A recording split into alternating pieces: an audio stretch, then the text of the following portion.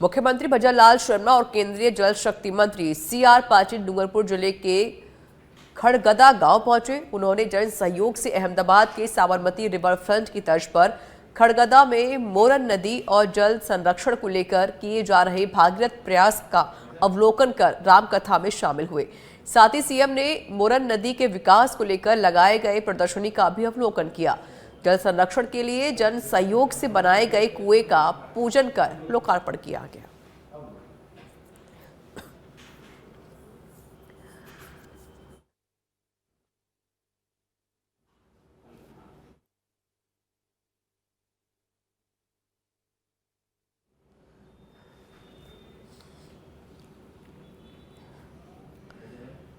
और लोकसभा अध्यक्ष ओम बिरला ने बूंदी में अखिल भारतीय श्री मीणा समाज समिति द्वारा आयोजित प्रतिभा सम्मान समारोह में शामिल हुए।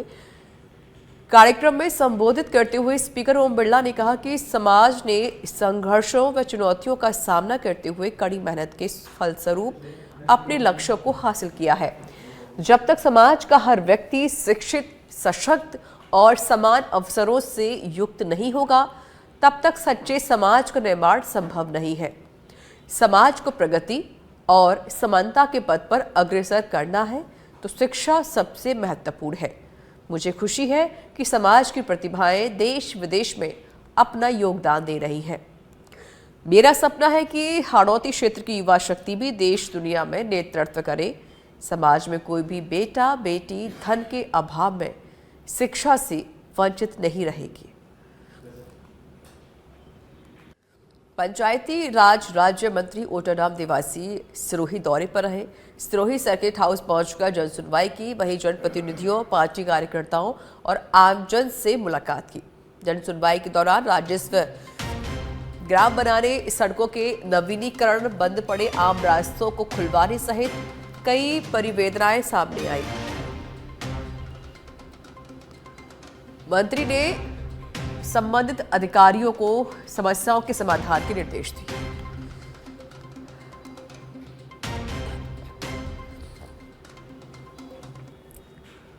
सीकर संभाग में नीमका थाना जिला निरस्त करने के विरोध में इंडिया गठबंधन संगठन के बैनर तले बनी संघर्ष समिति के आह्वान पर आज सीकर जिले के कई इलाके पूरी तरह से बंद रहे।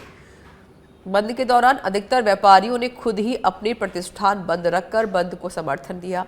हालांकि कुछ प्रतिष्ठान सुबह सुबह खुले रहे, जिन्हें बंद समर्थकों ने अलग अलग टोली बनाकर बंद करवा दिया। संघर्ष समिति के आह्वान पर किए गए बंद के दौरान सीकर के नवलगढ़ रोड सहित कई जगह प्रतिष्ठान बंद करवाने को लेकर बंद समर्थकों और दुकानदारों के बीच हल्की झड़प भी देखी गई।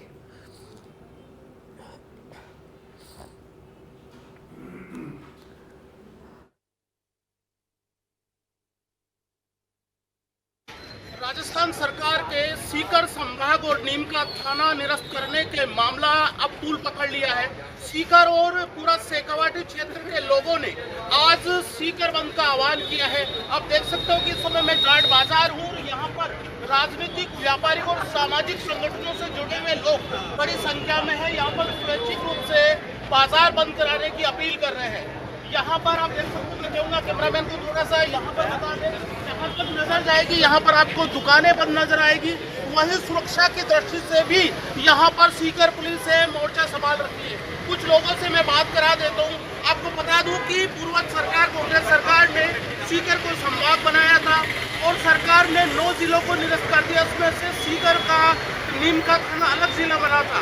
इस निरस्त से यहाँ की जनता विशेष तौर पर है जो इंडिया गठबंधन से जुड़े हुए लोग और यहाँ के व्यापारी लोग, सामाजिक संगठन से जुड़े हुए लोग, बार एसोसिएशन, तमाम जो लोग हैं वो नाराज हो गए। कुछ लोगों से बात करता हूँ, ये जानने की कोशिश करता हूँ कि आखिर इनका जो बंद है कितना सफल रहा और अगला यहाँ पर तो आप जनता के साथ खड़े होइए। जनता के साथ खड़े नहीं होकर अगर आप अपनी सरकार के साथ और अपनी पार्टी के साथ खड़े होंगे तो आपका यहाँ के गाँव में, ढाणियों में, शहरों में, कस्बों में घुसना निषेध किया जाएगा और ये आगामी समय में इनके साथ होने वाला है। अगर बड़ी चेतावनी नजर आ रही है कि भाई जो नेता पलट गए उनको अब गाँव में, ढाणियों में नहीं घुसने देंगे। जिन नेताओं ने दावा किया था कि संभाग और नीमका थाना जिला यथावत रहेगा जब तक हम सरकार में है या नहीं है, इससे वो अपनी पार्टी की तरफ से ही बोल रहे थे। आज वो नेता बिल्कुल मौन साधे हुए हैं और सुमेधानंद जी तो यहाँ तक कह रहे हैं कि ये नाजायज है। ये बिल्कुल न्यायोचित उनका बहुत ही गलत संदेश है। सीकर जो संभाग बना है वो सभी मापदंडों को तय करता है और नीम का थाना का तो पिछले 40 साल से डिमांड थी। एक व्यक्ति ने अपना पूरा जीवन समर्पित कर दिया था नीम का थाना बनाने के लिए, जिसका नाम है श्री ओम प्रकाश साई। और ऐसे लोग जो नीम का थाना की भौगोलिक, आर्थिक और सभी सामाजिक और जनसंख्या के आधार पर बिल्कुल खराब करता है और सीकर संभाग भी सभी आवश्यकताओं को पूर्ति करता है। ये बदले की भावना से सीकर की जनता एक आशा भरी नजर से देखी थी कि जब कांग्रेस सरकार ने क्या संभाग बनाया था और नीम का थाना की, जैसा अभी बता रहे थे, पूर्वज बहुत लंबे समय से मांग रहे थे। जब किसी को देखकर उसे छीन लेना कितना बुरा लगता है और जनता की नब्ज आप देख रहे हो कैसे नजर आती है? जनता में बहुत अफसोस है, पूरी सीकर जिले की जनता की, साथ साथ में जो जनता उसमें भी अफसोस है। मैं ये कहना चाहूँगा कि आपने देख करके छीन लेना। मैं आज़ादी से लेकर आज तक कोई भी जिला बना हो या कोई निर्णय किया हो जिले का, वो आज तक मुझे तो सुनने में नहीं आया कि जिला बना करके वापस लिया गया, चाहे वो किसी भी गवर्नमेंट हो। और ये जो आज का जो बंद है, ये बंद में कोई इंडिया गठबंधन तो अगुवाई कर रहा है, लेकिन ये सीकर की जनता की मांग है। आज कई लोग चला करके दुकानें अपनी शॉप बंद करके, और अभी मैं उधर खड़ा था तो लोग बाग ये कह रहे थे, हमारी व्यापारी बंदी कर रहे थे कि चाहे आप अगर अपने संभाग के लिए अपने जो भी लड़ाई लड़नी चाहिए, चाहे महीने में भी बाजार बंद करना चाहिए तो हम करने के लिए थे। जयपुर से जानकारी है, जहां भूमाफिया ज्ञानचंद अग्रवाल की गिरफ्तारी कब होगी? सैकड़ों लोगों के साथ प्लॉट बेचने के नाम पर लाखों रुपए की ठगी की गई है और ये ठगी करने वाले माफिया ज्ञानचंद अग्रवाल पुलिस के रिकॉर्ड में फरार है। प्रदेश के गैंगस्टरों और शातिर बदमाशों को सलाखों तक पहुंचाने वाली पुलिस को नहीं मिल रहा सालों से ज्ञानचंद अग्रवाल। ज्ञानचंद अग्रवाल का पूरा काम हो रहा है बद्री बागड़ा की मॉनिटरिंग पर। बद्री बागड़ा करता है नारायण ग्रुप की आवासीय स्कीमों में पीड़ितों के भूखंड रिवाइज करके धोखाधड़ी। ज्ञानचंद अग्रवाल ने बद्री को ही दे रखी है सभी आवासीय स्कीमों में सेटलमेंट कराने की जिम्मेदारी। बद्री की कई पुलिस अधिकारियों और साउथ जिले की डीएसटी टीम के पुलिसकर्मियों से अच्छी साठगांठ भी है। सूत्रों का दावा है कि ज्ञानचंद के इशारे पर बद्री जेडीए और पुलिसकर्मियों को सेवा शुल्क के साथ में अन्य सुविधाएं भी मुहैया कराता है। तब पुलिस के इशारे पर होते हैं ज्ञानचंद अग्रवाल के खिलाफ दर्ज मुकदमों का सेटलमेंट। पुलिस के आंकड़ों की माने तो नारायण ग्रुप के संचालक ज्ञानचंद अग्रवाल के खिलाफ साल 2009 से जून 2024 तक 300 से ज्यादा भूखंडों के धोखाधड़ी करने के मुकदमे भी दर्ज हो चुके हैं। पुलिस ने केवल अब तक 20 मुकदमों में आरोपी के खिलाफ गिरफ्तारी करके चालान पेश किया। और चौंका देने वाली बात तो ये है कि पुलिस ने करीब 200 मुकदमों में तो झूठा मानकर सिविल नेचर में या फिर गलतफहमी वश दर्ज कराना मानकर एफआईआर लगा दी। और अभी ज्ञानचंद अग्रवाल के खिलाफ 50 के करीब मामले भी चल रहे हैं। अलग अलग थानों में ये मामले पेंडिंग है। भूमाफिया ज्ञानचंद अग्रवाल पर मानसरोवर थाना पुलिस सबसे ज्यादा मेहरबान है। और ये मेहरबानी क्यों की जा रही है?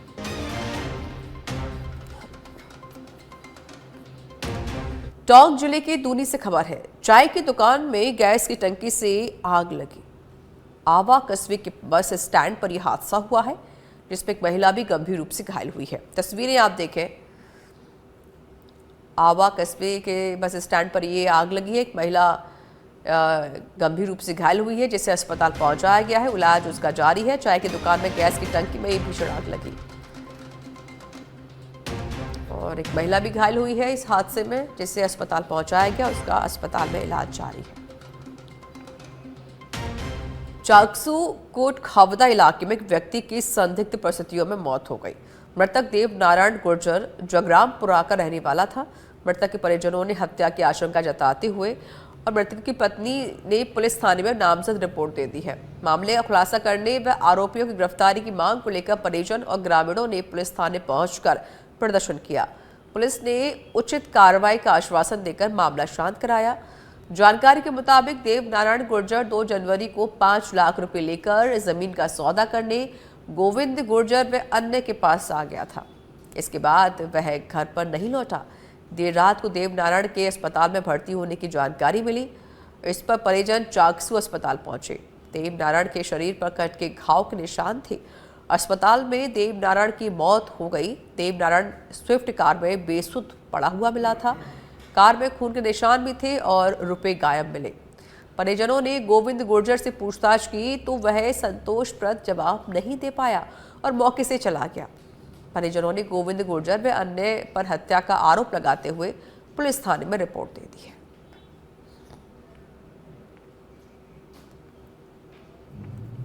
राजस्थान के मुख्य सचिव सुधांशु पंत ने जैसलमेर जिला कलेक्ट्रेट सभागार में बाड़मेर तथा जैसलमेर जिले में प्रदेश सरकार के फ्लैगशिप योजनाओं के क्रियान्वयन और पब्लिक सर्विस डिलीवरी की विस्तृत समीक्षा की। समीक्षा बैठक में बाड़मेर जिला कलेक्टर टीना डावी, जैसलमेर जिला कलेक्टर प्रताप सिंह, बाड़मेर पुलिस अधीक्षक नरेंद्र सिंह मीणा, जैसलमेर पुलिस अधीक्षक सुधीर चौधरी, उपवन संरक्षक बाड़मेर सविता दहिया, उपवन संरक्षक जैसलमेर आशुतोष ओझा, मुख्य कार्यकारी अधिकारी बाड़मेर सिद्धार्थ पलानी चामी, मुख्य कार्यकारी अधिकारी जैसलमेर सुनीता चौधरी आदि लोग मौजूद रहे।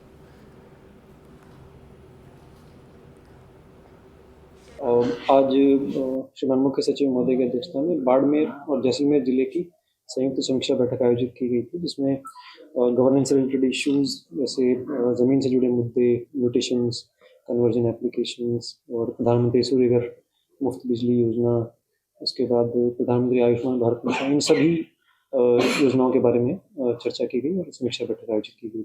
बजट घोषणाओं से संबंधित मुद्दों पर भी बैठक में समीक्षा की गई थी। बजट घोषणाओं में जो भी घोषणाएं उनके जिनके लैंड अलॉटमेंट फंडिंग थे, उन पर भी चर्चा हुई थी। इन सभी मुद्दों को ध्यान में रखते संबंधित अधिकारियों को आवश्यक दिशा निर्देश मुख्य सचिव महोदय की तरफ से प्रदान किए गए। अभी कुछ समय पहले जो पंच गौरव राज्य सरकार की तरफ से अनाउंस किए गए हर जिले के लिए, उन सभी पंच गौरवों पर बाड़मेर जैसलमेर जिले के बारे में भी चर्चा हुई। सभी पर अब खबर अनूपगढ़ से है, जहां 15 पार्षदों ने जिला बहाल करने की मांग को लेकर विरोध स्वरूप सामूहिक रूप से इस्तीफा दिया है। पार्षदों ने उपखंड कार्यालय पहुंचकर एसडीएम को ज्ञापन सौंपा। पार्षदों ने कहा कि आगे भी लड़ाई जारी रखेंगे।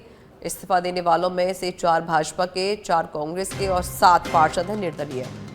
भाजपा किसान मोर्चा नगर मंडल अध्यक्ष पवन तिवारी ने भी पद और प्राथमिक सदस्यता से इस्तीफा दे दिया है। पवन तिवारी ने कहा कि भाजपा के मंत्रियों को नहीं घुसने दिया जाए अनूपगढ़ में।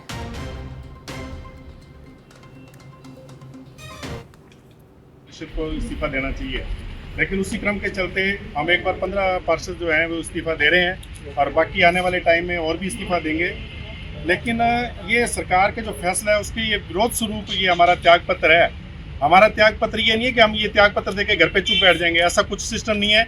हम संघर्ष करेंगे। जिले के लिए तो संघर्ष करना है, शहर वासियों के लिए भी किसी तरह की जो हमारे लायक समस्या होगी, जो हमें कहेंगे, उसको हम पूरे अपनी ड्यूटी के हिसाब से। माधोराजपुरा उपखंड क्षेत्र की धार्मिक नगरी खेड़ापति बालाजी धाम पर 10 दिवसीय निःशुल्क अंतरंग आयुर्वेदिक भंगदड़ क्षार सूत्र शल्य चिकित्सा शिविर का आगाज हुआ। शिविर में मुख्य अतिथि चाकसू विधायक रामावतार बैरवा रहे। कार्यक्रम का शुभारंभ मुख्य अतिथि विधायक रामावतार बैरवा ने दीप जलाकर किया। जयपुर संभाग आयुर्वेद विभाग के अतिरिक्त निदेशक डॉक्टर बत्तीलाल बैरवा ने जानकारी देते हुए बताया कि 10 दिवसीय निःशुल्क अंतरंग आयुर्वेद चिकित्सा शिविर में 4 सूत्र पद्धति द्वारा बिना चीर फाड़ के समस्त गुदा रोगों का उपचार आयुर्वेद एक्सपर्ट द्वारा किया जाएगा।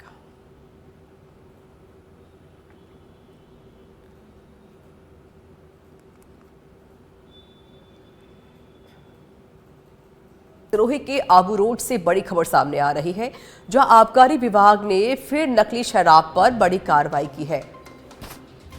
आबकारी टीम ने अंग्रेजी शराब की दुकान के पास ये कार्रवाई की। नकली शराब की 92 कार्टून मौके पर दबिश देकर बरामद किए गए हैं। करीब 20 लाख रुपए की बताई जा रही है जब्त की गई शराब। बता दें कि वासड़ा में कार्रवाई कर मौके से एक आरोपी को गिरफ्तार किया गया है। विभाग की कार्रवाई के बाद नकली शराब माफियाओं में हड़कंप मच गया है। आबकारी निरीक्षक रविंद्र प्रताप सिंह के साथ पूरी टीम ने कार्रवाई की है।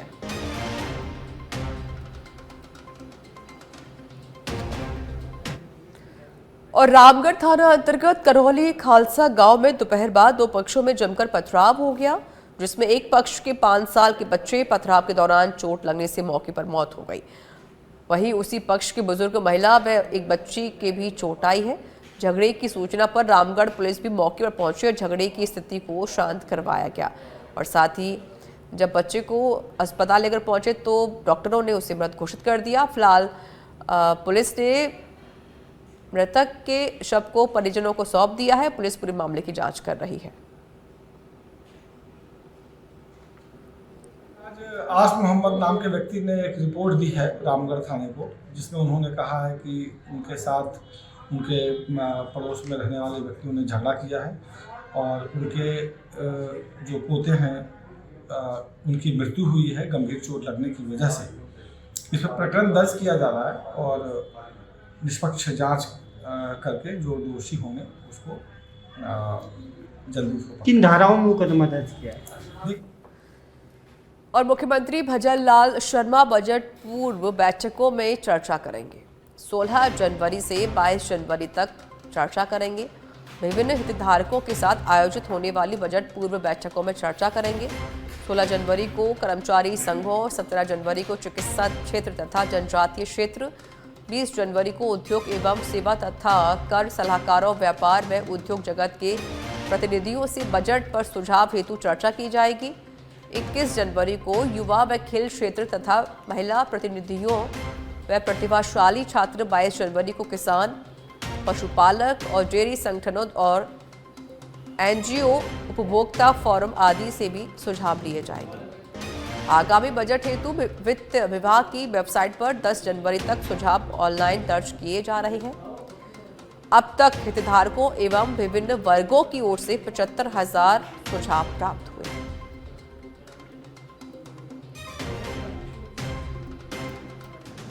और श्रीगंगानगर के रावला से खबर है। भारत पाक सीमा के नजदीक वन एरिया में आग लगी है। प्रशासन मौके पर बीएसएफ की 140 वाहिनी ने किसानों की मदद से आग पर काबू पाया है। 18 केड़ी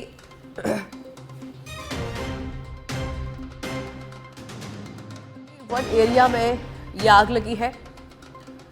अनूपगढ़ में से फायर ब्रिगेड भी मौके पर पहुंची है।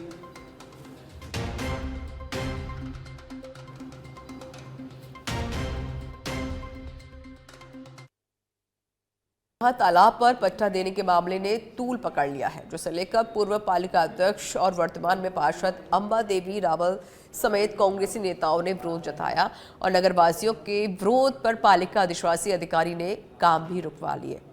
वहीं पट्टाधारक का कहना है कि नगरवासी मेरे को परेशान कर रहे हैं, जबकि मेरे पास पट्टा बना हुआ है। साथ ही कांग्रेस के नेताओं का कहना है कि थाने में मामला दर्ज करवाया जाएगा।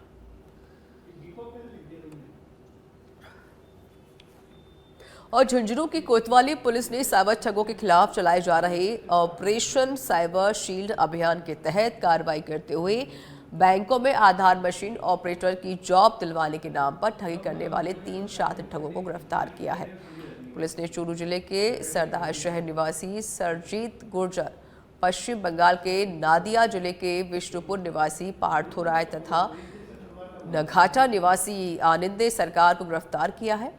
पुलिस ने साइबर ठगों के पास से 5 laptop, 26 SIM card, 6 ATM, 5 credit card, Aadhaar card, operator आवेदन फॉर्म सहित 3 स्टाम्प जब्त किए हैं।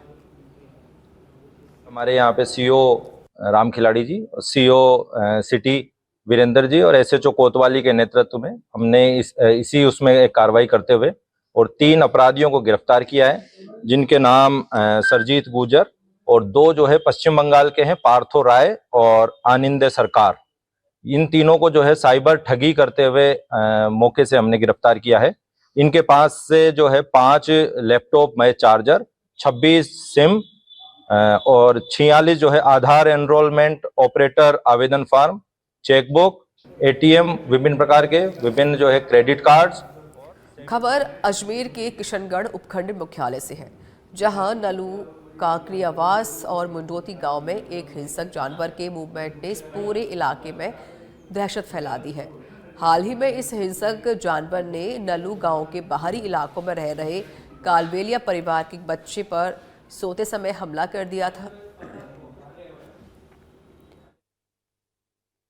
बुरी तरह से घायल हो गया। गंभीर रूप से घायल बच्चे को अजमेर के निजी अस्पताल पहुंचाया गया, जहां वह जिंदगी और मौत के बीच की जंग लड़ रहा है।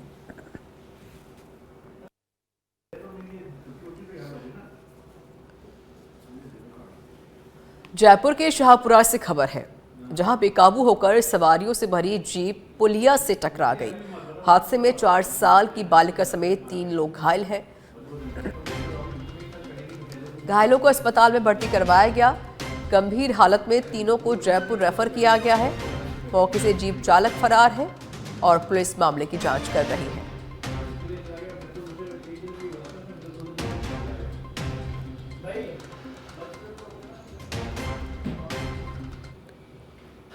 राष्ट्रीय सड़क सुरक्षा माह 2025 के तहत जिला पुलिस अधीक्षक ज्येष्ठा मैत्रेय के निर्देशन में यातायात शाखा प्रभारी मेनका वरदानी और समस्त पुलिस बल ने भिवाड़ी मोड़ ट्रैफिक पॉइंट पर विशेष जागरूकता अभियान चलाया। में बिना हेलमेट और सीट बेल्ट के वाहन चला रहे चालकों को रोककर गुलाब का फूल भेंट किया गया और उनसे यातायात नियमों का पालन करने की अपील की गई।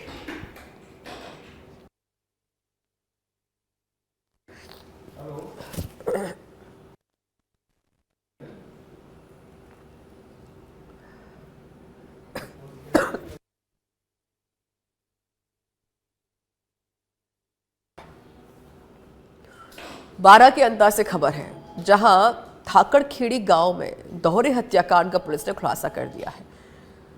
पुलिस ने हत्याकांड के आरोपी मृतका के पति को गिरफ्तार कर लिया। पुलिस ने घटना के बाद से ही फरार गणेश मेवाड़ा को सर्च ऑपरेशन चलाकर सरसों के खेतों से गिरफ्तार किया है। पूछताछ में गणेश ने दोनों की हत्या करना स्वीकार किया। फिलहाल पुलिस पूरे मामले की जांच कर रही है।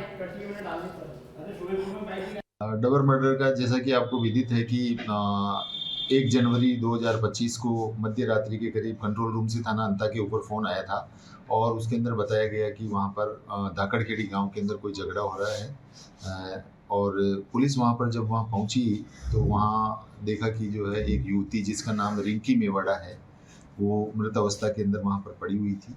और इसके अलावा एक घायल युवक है जिसका बाद में नाम पता करने पर पता चला 20 वर्षीय युवक है जिसका नाम भूरा निवासी कोटा था। वो